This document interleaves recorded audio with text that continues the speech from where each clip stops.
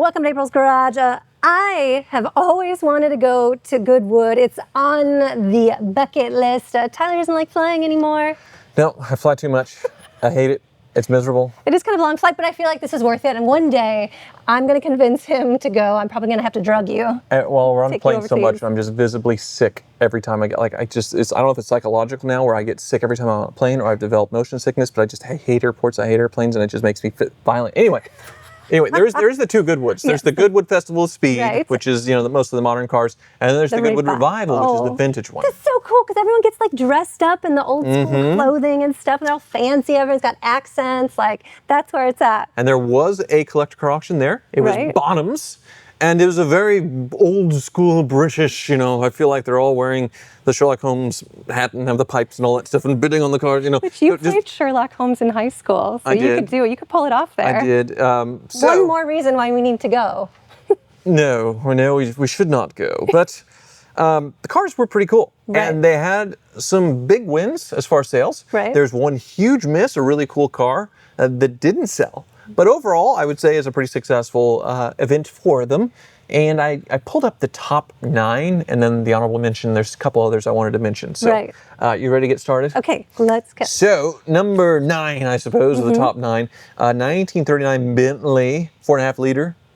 And a beautiful coupe here. It sold for $179,000. It's so cool. They only made 200 of these. These were the finest of the time, and it's refinished in the original color. Inside used to be beige, and then now it's that bright red color, or dark red color, sorry. Right. Well, they don't call it a Targa roof back in the day, but it's sort of like a Targa roof, except the driver has to be in the open air, and then the people in the back are... They must suffer. The chauffeur. It's not a driver, it's a chauffeur. But this one's a coupe, so it's a little different. But yeah, so a unique body. Beautiful car. Pre-war Bentley, 4.5 liter, $179,000, which is pretty strong. Their estimate was $155,000 to $233,000, so right in the estimate. So pretty good, right? Very good. So number 8, this one's pretty cool, 1962 Jaguar E-Type Racer. Really sexy. There's only 12 of these built, and there's so many replicas, I'd say, but this is the original. As far as them making them race cars, they would take an E-Type and then make it look like a race car. But I agree with that. But this is the real deal, which is why it brought the money, and a very early one as well. I think the first couple of years of E-Type production. So probably a bargain, considering they estimated $233,000 to $311,000, and this one did sell for $194,000. So below its estimate, but they let the thing go. It's really cool. And on the other side, you can see the exhaust is burnt into kind of the door. It's just a really fun car. Is it street legal though? The seat is a carbon fiber seat. It doesn't look that comfortable. It should be street legal, but yeah, that's Oh, I see what you mean with the exhaust. Yes, that is very cool. The side pipe exit and all that stuff. I can dig it. It's probably very loud. Oh, yeah. Like that Mercedes, the SLR, the original from the 50s, that had that straight pipe, side pipe. So that would be tough. But born a race car, pretty incredible. I think that was a pretty good value there, a good buy. So next up on the list, 1966 Alfa Romeo Giulia. Giulia. It's the American way to say it is Julia, right? Right. But if we were overseas, we'd say Giulia. Probably. We drove the modern version of it. That's right. This is where it started. The name kind of started here. So this one did pretty well. They estimated $155,000 to $233,000, and it sold for $210,000. But the right audience here at the Goodwood Revival, bring an old race car. And it brings, it's very cool. Yeah, this is the race spec, lightweight plexiglass, aluminum body panels. It's about 200 kilograms lighter than the non-race spec, and I think it's a fun car. And they didn't have big engines back then either, so it made sense for the current one to have a 4-cylinder, 2-liter 4-cylinder engine. This is a little 4-banger under the hood. And great looking Italian car.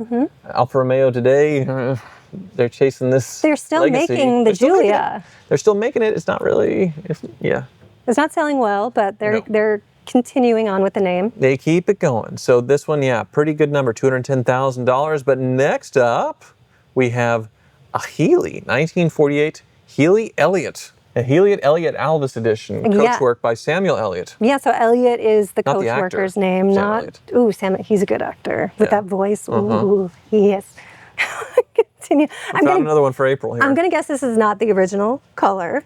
but it's still a very, very cool car. This actually was the world's fastest 4-seat production car back in the day when it came out, 110 miles an hour, top speed. And winning its class in Mille Miglia back in the day, like the real race before it was shut down. So pretty significant hoopty here, and a significant price. The total, $272,000, which is double its estimate. Wow. It estimated 93 to 124. This thing brought $272,000. So, see, I'm going to guess that the color isn't original, and so you would think that it wouldn't bring as much being that way, but obviously 2 people really wanted it. Well, it's your golden ticket to be in the Mille Miglia and drive something in relative comfort. I feel like it'd be like a roomy, nice car that could still go pretty fast. Right. Look how thin those A-pillars are. And the back fenders, just that teardrop swoopy shape. So you wouldn't want to roll that thing over, probably. No. But yeah, very unique vehicle there. And I suppose if you're wanting to go vintage racing, this is a pretty cheap cost of entry to get something with this kind of race pedigree from back in the day. Right. Where it's a golden ticket anywhere. I get why people got competitive and wanted to go like way over their estimate. So what is the trick to get something into kind of the historics race, would you say? Usually it has to have a race pedigree. So when I had that 66 Hertz Mustang, it counted because after it was a Hertz Runner Racer, it did a lot of period racing back in the 70s, like hill climb events and stuff like that.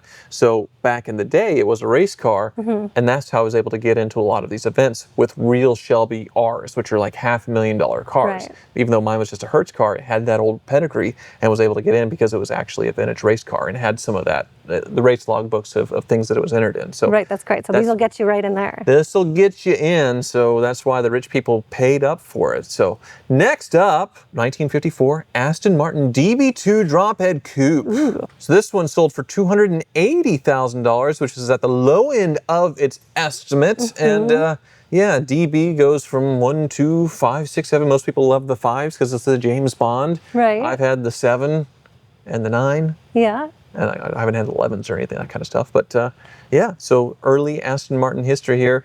And yeah, the drophead coupe, so very pretty. Looks like a really nice restoration. Beautiful restoration. I mean, like, look at that engine and all the detailing. It looks like it's brand new. I think, 300 miles since it's been built. It's just gorgeous. Like, I would be nervous to drive something like this. I don't want to get dirty. I don't want anything to happen to it. Yeah. It's beautiful restoration. Well, 280 grand, so probably just going into collection to where it's going to be nicely preserved. But now we're going a bit newer. This is, I think, the newest car in this group.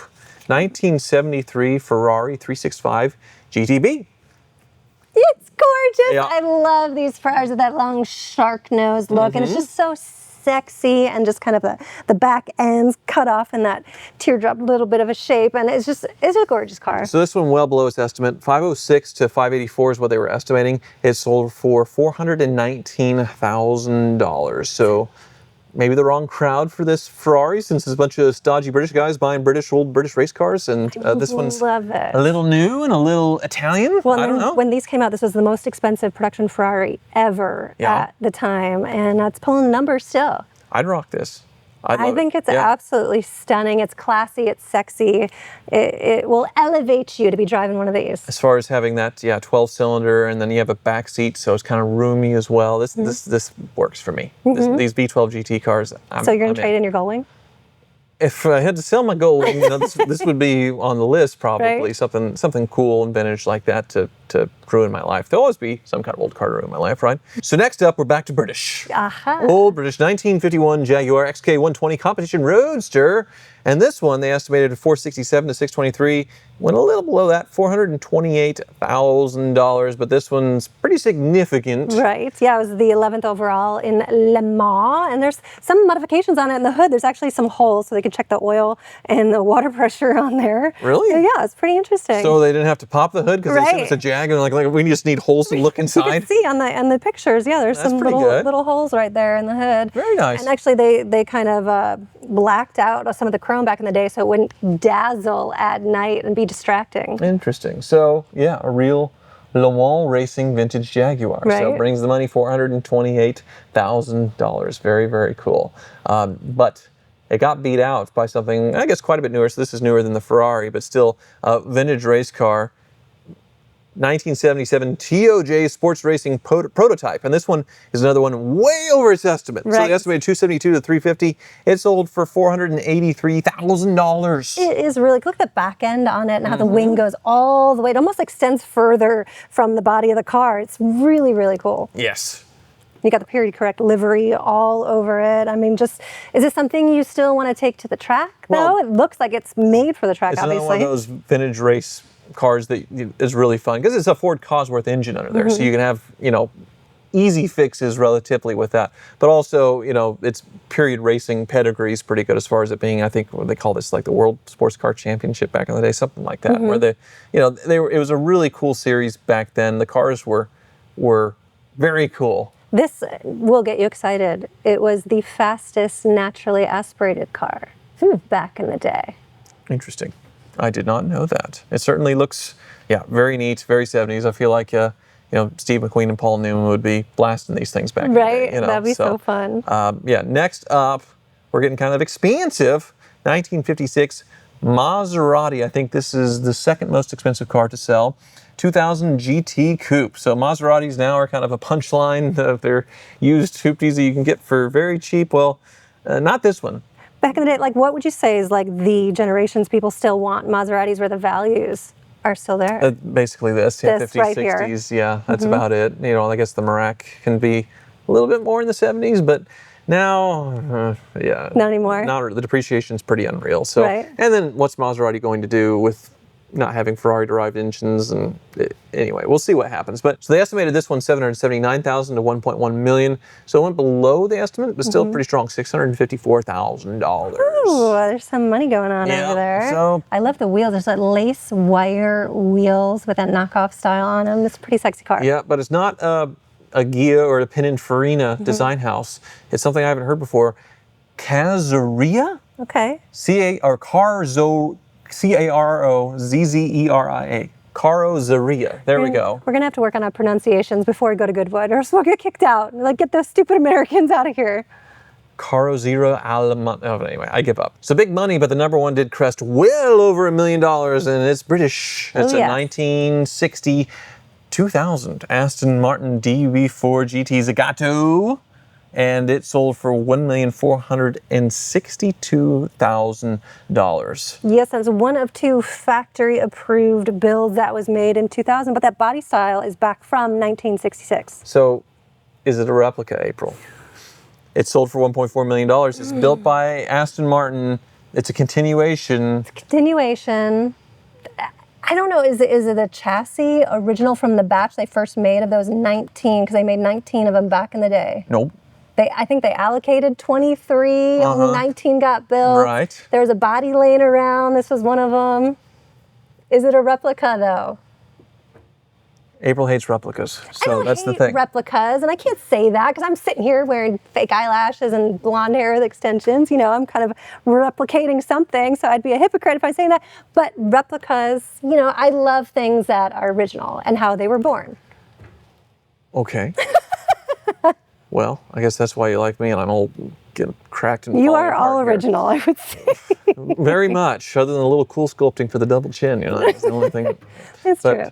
So that was the big sale of the auction. Very, very British, but the one miss, the big whiff, which was very cool, a 1966 AC Cobra competition hardtop. She's a beauty. Really cool. They estimated this one to sell for 1.5 to 2 million pounds, which is 2.2 million to $3 million. The dollar is really soft compared to the British pound right now, which is a pretty big difference. But it only got bid to $1.7 million. Right, so there was a reserve on this car, which there should be. What do you think the estimate should be, or what do you think it should have sold for? I don't know. That's the thing with the British pound being so strong. I'm not sure what's going on if this is more of an American buyer. But yeah, very much a race car with the pedigree, and a lot of these, were raced, beat up, gone, didn't make it. So this one surviving is pretty special. Yeah, one of the most original of all the surviving AC Shelby Cobras in the world, which is saying a lot. So the value of it is going to forever be very, very high. I suppose, but then the other car that didn't sell is its sort of sister as far as its body, which is really cool. If you're at this auction, you got to see the Shelby Cobra, and you got to see the car that the Shelby Cobra was based on, because they had a 56 1957 AC Ace. Right, now take me through the story of why that is. So Carroll Shelby, building his own sports car, didn't want to have to design and make his own body, so he went to AC and said, hey, send me these body shells, these stamped out body shells, and I'll make a car out of this. So AC sent them the shells. Right. That's why they look so much like They do. a Cobra. And he built his own car around it with the Ford engines and all that stuff. But it's based, that's why they look so similar. You know, of course, he did some different things with the engines, with the suspension, brakes, and bumpers, and interiors, and all that stuff. So you got to tweak it a little bit, make it your own, but it's like, you know, I'm not going to recreate the wheel. He loved this design and then got the shoot off for the Cobra. So very neat. They estimated this one $249,000 to $342,000. And it didn't meet reserve at $189,000. So it didn't sell. Right. The two Shelbys and the origin of the Shelby, I suppose. So what happens to these cars? Do they kind of go on to the next Bonham's auction, or do they go back to the consigners? So what we don't know, like after the sales, a lot of deals are made. Some people pull the cars back and just hang on to them, or they change hands privately after the sale. That's the thing. If they don't sell, there's the auction fees. So you can save 20% just by afterwards going to the high bidder and saying, hey, you were going to pay this much in fees, I was going to pay this much in fees, let's meet in the middle, which sometimes happens afterwards. And the auction loses out on the sale. So very different from like Barrett Jackson, where everything's no reserve. Like everything's selling right there. So if you want it, It's so you bid. exciting. So that's the benefit of doing a no reserve only auction, which most of these higher end auction houses don't do, which is understandable. You got a multi-million-dollar investment. Yeah, it's a little scary. You don't want to risk it. Or with these older cars that are getting really hit and miss, as far as like the people who are very big enthusiasts for these cars are dying out. So there needs to be at least two people still alive in the room that want a 70-year-old Aston Martin. And that may not be the case nowadays. In the room, or if they're too old to get there to the room because they're not flying anymore. Like some people don't like to fly. And I guess I'm getting old and crusty and don't want to fly. Yeah, exactly. Thanks so much for watching.